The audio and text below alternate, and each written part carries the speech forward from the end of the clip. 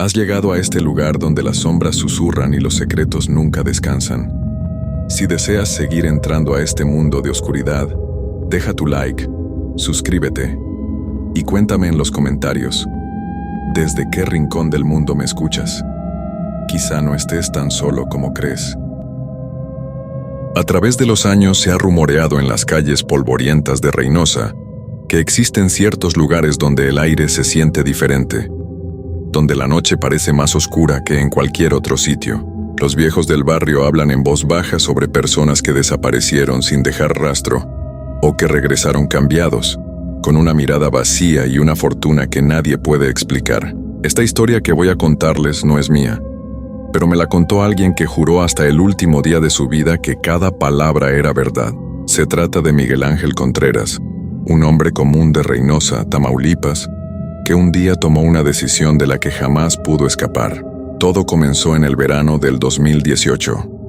Yo trabajaba en una tienda de refacciones cerca del centro de Reynosa, y Miguel era uno de esos clientes que ves pasar seguido, pero con los que nunca cruces más que un saludo. Era un tipo flaco, de unos 35 años, siempre con la camisa arrugada y una gorra desteñida que usaba para cubrirse del sol implacable de Tamaulipas. Tenía esposa y 2 niños pequeños.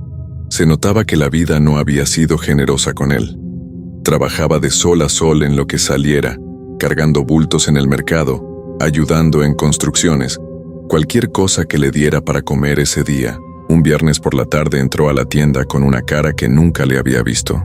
Traía los ojos rojos, como si hubiera pasado la noche entera sin dormir, y las manos le temblaban cuando sacó unas monedas para pagar un refresco. Me saludó apenas, sin mirarme a los ojos, y se quedó parado ahí junto al mostrador tomando su bebida a sorbos lentos. Yo estaba por cerrar y no había nadie más en la tienda, así que me atreví a preguntarle si estaba bien. Se quedó callado un rato largo, mirando la pared como si ahí estuviera escrita la respuesta. Luego soltó un suspiro profundo y me dijo que su hijo menor estaba enfermo, muy enfermo, y que los doctores pedían una cantidad de dinero que él jamás podría juntar. Me contó que había tocado todas las puertas posibles, que había pedido prestado hasta donde pudo, pero que nadie quería ayudarlo. Su voz se quebraba al hablar y yo no supe qué decirle. Le ofrecí lo poco que tenía en mi cartera, pero lo rechazó con la cabeza y salió de la tienda caminando despacio, como si cada paso le doliera. No volví a verlo durante casi 2 semanas. La tienda seguía su ritmo normal, y yo ya casi me había olvidado de aquel encuentro hasta que una noche, cerca de las 11, escuché que alguien tocaba el cristal de la puerta. Ya había cerrado, pero cuando me asomé vi a Miguel del otro lado. Traía puesta la misma ropa, pero se veía diferente. No sé cómo explicarlo. Sus ojos brillaban de una forma extraña, y tenía una sonrisa que no me gustó para nada. Le abrí la puerta y entró sin decir palabra.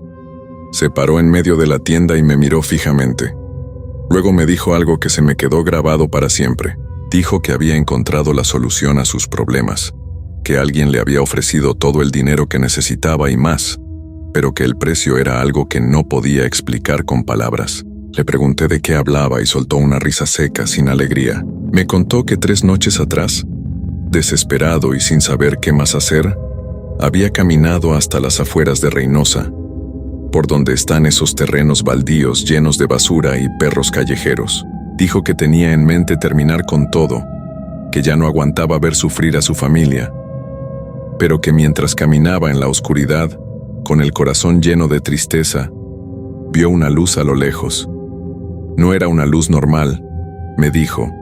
Era de un color rojizo que palpitaba como si estuviera viva. Algo lo empujó a caminar hacia esa luz. No sabía por qué lo hacía, pero sus pies se movían solos. Mientras más se acercaba, más frío sentía, a pesar del calor sofocante de la noche. Llegó hasta un edificio abandonado, de esos que hay muchos en las orillas de la ciudad, con las ventanas rotas y las paredes llenas de grafiti. La luz venía de adentro. Entró. Me juró que entró sabiendo que algo andaba mal, pero ya no le importaba nada. Adentro había un hombre sentado en una silla vieja de metal. Vestía un traje negro impecable, completamente fuera de lugar en ese sitio sucio y olvidado. El hombre no levantó la vista cuando Miguel entró. Solo le hizo una seña con la mano para que se acercara. Miguel me describió a ese hombre con tanto detalle que todavía puedo imaginarlo perfectamente. Dijo que su piel era demasiado pálida, casi gris, y que sus manos eran largas y delgadas como ramas secas, pero lo peor eran sus ojos. Cuando finalmente lo miró, Miguel sintió que esos ojos no eran humanos. Eran completamente negros, sin iris, sin nada, como dos pozos profundos que te jalaban hacia adentro. El hombre habló con una voz suave, casi amable. Le preguntó a Miguel qué era lo que más deseaba en el mundo. Miguel le contó sobre su hijo, sobre las deudas, sobre la desesperación que lo estaba acabando. El hombre escuchó en silencio, asintiendo de vez en cuando, y cuando Miguel terminó de hablar, sonrió de una forma que le heló la sangre. Le dijo que podía darle todo lo que necesitaba: dinero, salud para su familia, una vida sin preocupaciones, pero que todo en este mundo tiene un precio. Miguel le preguntó cuánto quería y el hombre se rió, una risa baja que hacía eco en las paredes vacías del edificio. Le dijo que no quería su dinero, que lo que él buscaba era algo mucho más valioso. Quería su alma. Miguel me miró cuando me contó esto, buscando en mi cara alguna señal de que pensara que estaba loco. Pero yo solo pude quedarme callado, sintiendo cómo un escalofrío me recorría la espalda. Siguió contándome que al principio pensó que era una broma macabra, que tal vez el hombre estaba drogado o era algún tipo de fanático religioso. Pero la forma en que lo miraba, la forma en que el aire alrededor se sentía pesado y difícil de respirar, le hizo saber que aquello era real. El hombre sacó un papel viejo y amarillento de su saco, junto con una pluma antigua de esas que usan tinta. Le explicó que si firmaba ese papel, al instante tendría todo lo que había pedido. Su hijo sanaría, aparecería dinero en su cuenta, todas sus deudas desaparecerían. Pero a cambio, cuando llegara su hora, su alma le pertenecería a él para toda la eternidad. Miguel me confesó que dudó. Me dijo que por un momento pensó en salir corriendo de ahí, en olvidar todo y buscar otra forma de salir adelante. Pero entonces recordó la cara de su hijo en esa cama de hospital, los tubos conectados a su cuerpecito, los llantos de su esposa rogándole que hiciera algo. Y en ese momento de debilidad, tomó la pluma, firmó el papel con su nombre completo: Miguel Ángel Contreras Ruiz. En el momento en que la tinta tocó el papel, sintió un dolor agudo en el pecho, como si algo le hubieran arrancado de adentro. El hombre tomó el documento, lo dobló cuidadosamente y lo guardó en su saco. Luego lo miró y le dijo algo que Miguel nunca olvidaría. Le dijo que ahora le pertenecía, que podía disfrutar de su nueva vida, pero que cada día que pasara, cada momento de felicidad que viviera, sería un día menos antes de que viniera a cobrar lo que era suyo. Y que cuando llegara ese momento, Miguel sabría. Le dijo que lo sentiría en sus huesos, que tendría señales y que no habría forma de escapar. El hombre se levantó de la silla y caminó hacia la oscuridad del edificio, desvaneciéndose como humo. Miguel se quedó solo en ese lugar, temblando y sudando frío. Salió corriendo de ahí y no paró hasta llegar a su casa. Cuando entró, su esposa lo abrazó llorando de felicidad. Le contó que el hospital acababa de llamar, que su hijo había mejorado de forma milagrosa, que los doctores no podían explicarlo, pero que ya estaba fuera de peligro. Al día siguiente, Miguel revisó su cuenta de banco por curiosidad. Había $50,000 que no estaban ahí antes. Nadie podía explicar de dónde habían salido. Sus deudas desaparecieron. Los acreedores dejaron de buscarlo como si nunca hubieran existido. Todo era perfecto. Pero entonces empezaron las señales. La primera señal llegó exactamente una semana después de aquella noche en el edificio abandonado. Miguel me contó que estaba en su casa, jugando con sus hijos en la sala, cuando de repente sintió un frío intenso que le recorrió todo el cuerpo. No era un frío normal, era como si algo helado le hubiera tocado el alma desde adentro. Sus hijos no sintieron nada, seguían riendo y jugando, pero él tuvo que sentarse porque las piernas le temblaban. Miró hacia la ventana y ahí, parado en la calle, estaba el hombre del traje negro. Solo lo miraba, inmóvil, con esa sonrisa que no llegaba a sus ojos oscuros. Miguel parpadeó y el hombre ya no estaba. Al principio intentó convencerse de que había sido su imaginación, que el estrés de todo lo que había pasado le estaba jugando chueco. Pero las señales no pararon. Empezó a escuchar pasos en su casa durante la noche, pasos lentos que subían por las escaleras aunque todos estuvieran dormidos. Cuando se levantaba a revisar, no encontraba a nadie, pero el aire olía diferente, como a azufre y a tierra mojada. Su esposa le preguntaba qué le pasaba, por qué se levantaba tanto en las noches, pero él no podía decirle la verdad.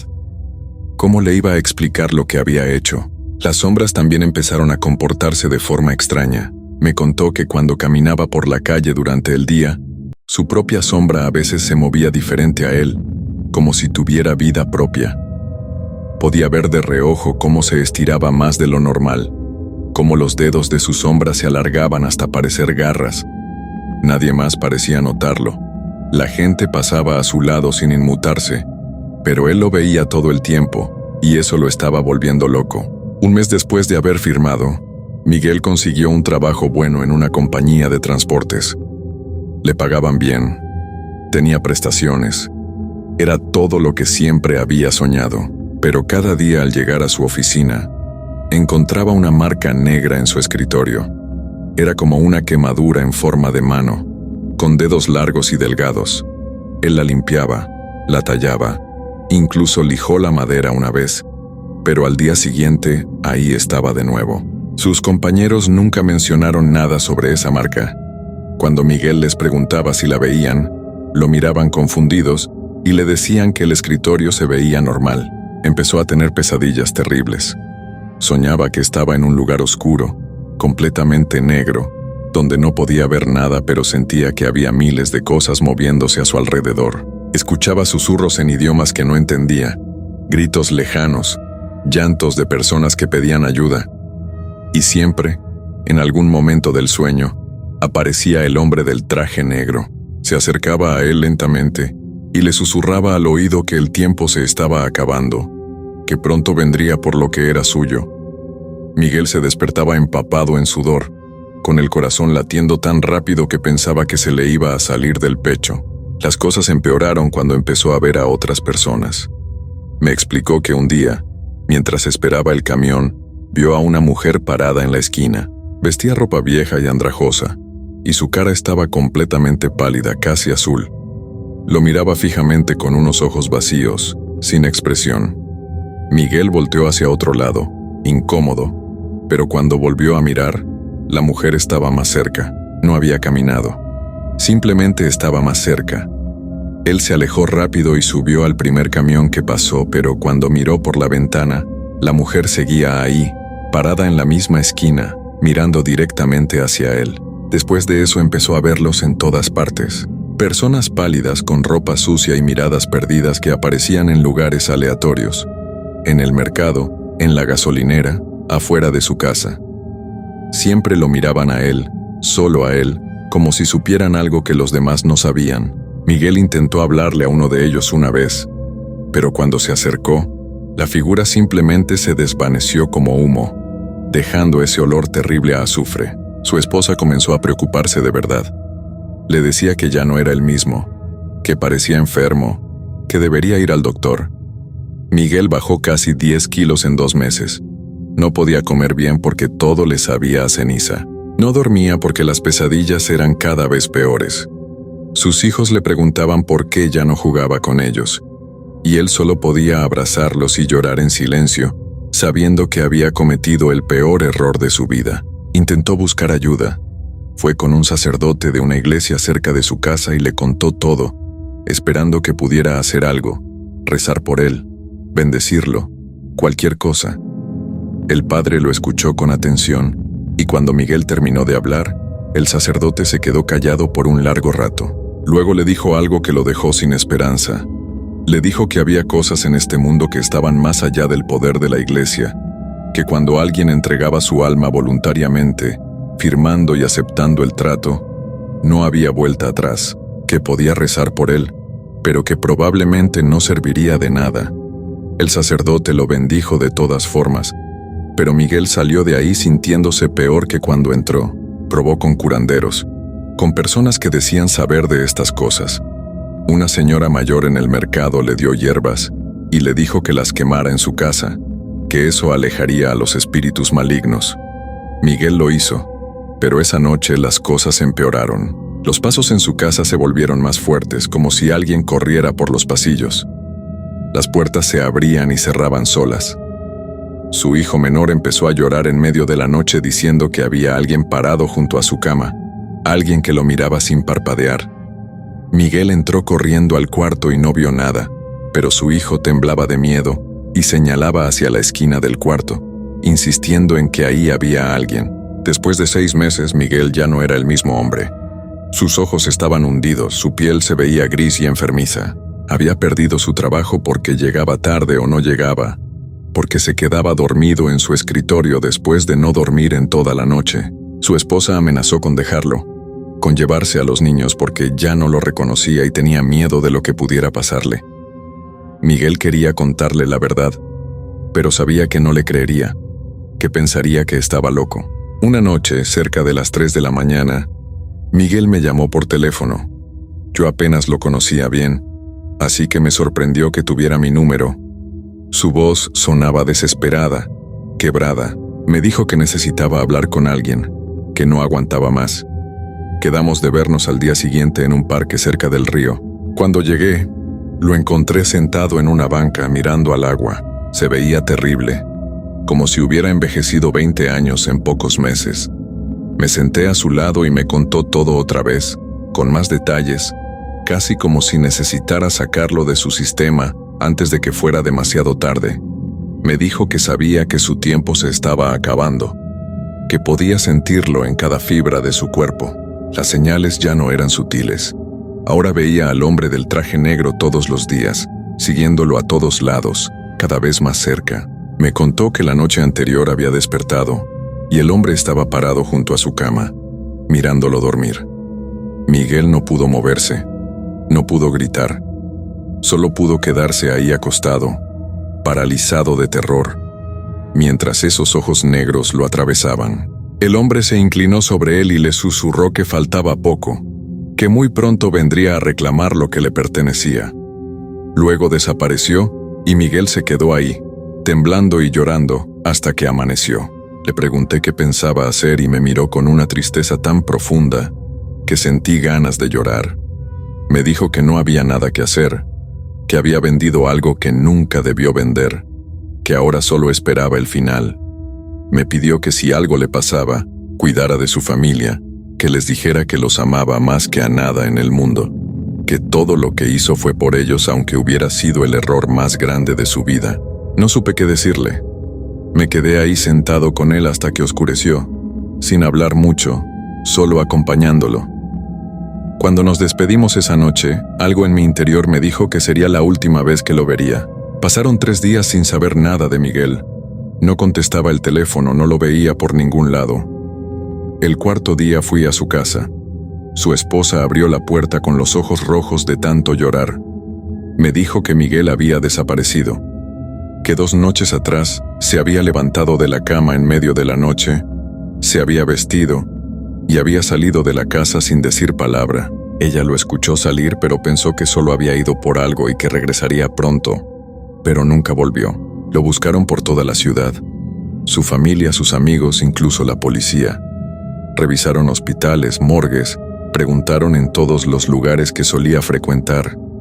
Nada. Era como si se lo hubiera tragado la tierra. Su esposa estaba destrozada. Sus hijos no dejaban de preguntar por él. Yo salí a buscarlo también. Recorrí cada rincón de Reynosa que se me ocurrió. Una semana después de su desaparición, algo me hizo caminar hacia las afueras de la ciudad, hacia esos terrenos baldíos donde Miguel me había dicho que encontró al hombre del traje negro. No sé por qué fui. Algo simplemente me jalaba hacia allá.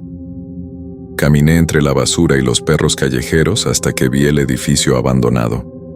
Se veía más viejo y deteriorado de lo que había imaginado. Las ventanas estaban rotas, las paredes llenas de grafiti y marcas extrañas. Entré.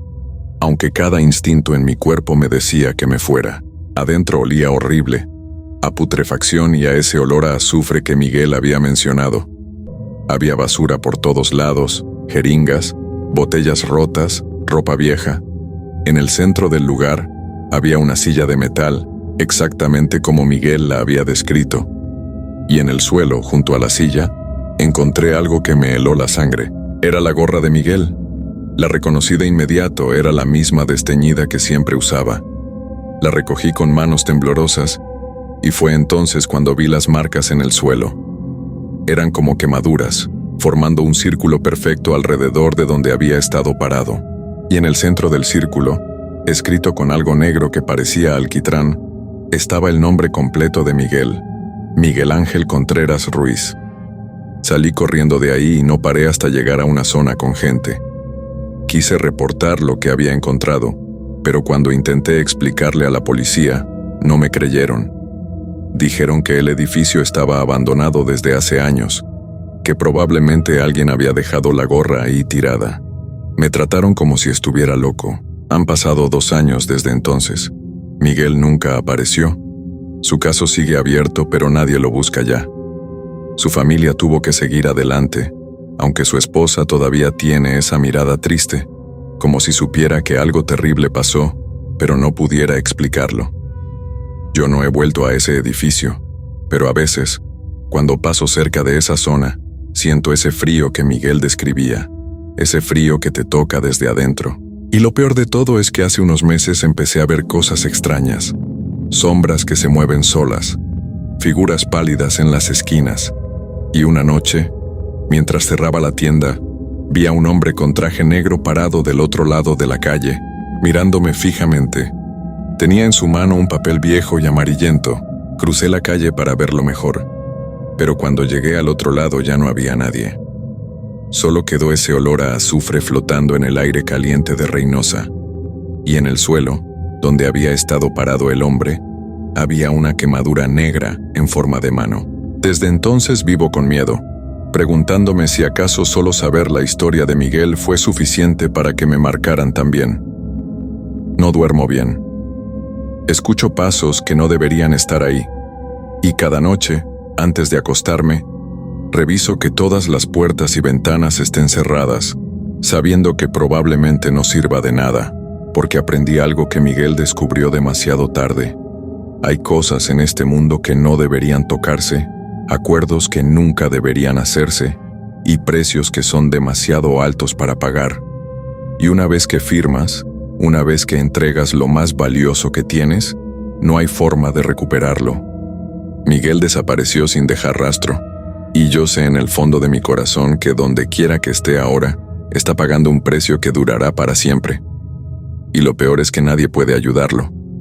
Nadie. A veces, en las noches más oscuras, cuando Reynosa duerme y las calles están vacías, todavía puedo escuchar su voz en mi cabeza, advirtiéndome, rogándome que le cuente a la gente lo que pasó, que les diga que no importa qué tan desesperados estén, que no importa cuánto necesiten algo, nunca, jamás, hagan lo que él hizo, porque algunos tratos no tienen vuelta atrás, y algunas deudas se cobran para toda la eternidad.